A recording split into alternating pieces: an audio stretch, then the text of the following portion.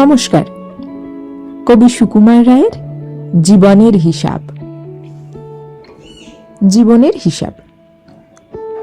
বিদ্যে বোঝাই বাবু মশাই চড়ি শখের বটে। মাঝিরে কন, বলতে পারিস সূর্যি কেন ওঠে? চাঁদটা কেন বাড়ে কমে? জোয়ার কেন আসে?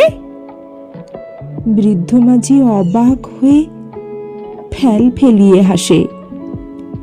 বাবু বলেন, সারা জনম মরিলি রে তুই খাটি, জ্ঞান বিনা তোর জীবনটা যে চারি আনাই মাটি।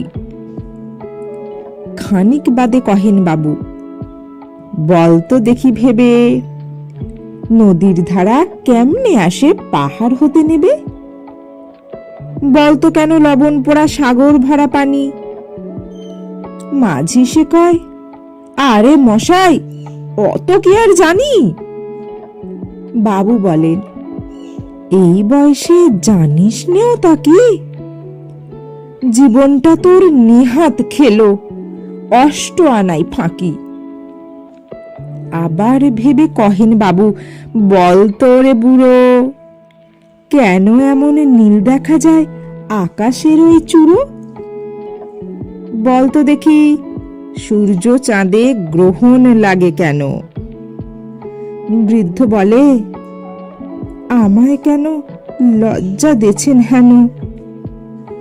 বাবু বলেন, বলবো কি আর, বলবো তোরে কি তা, দেখছি এখন জীবনটা তোর 12 আনাই বৃথা। খানিক বাদে ঝড় উঠেছে, ঢেউ উঠেছে ফুলে, বাবু দেখেনি নৌকাখানি ডুবলো বুঝি দুলে। মাঝিরে কন, এ কি আপদ ওরে, ও ভাই মাঝি, ডুবলো নাকি নৌকো এবার, মরবো নাকি আজি? মাঝি শুধায়, সাঁতার জানো? মাথা নাড়েন বাবু। মূর্খ মাঝি বলে, মশাই এখন কেন কাবু? বাঁচলে শেষে আমার কথা হিসেব করো পিছে, তোমার দেখি জীবনখানা 16 আনাই মিছে। নমস্কার।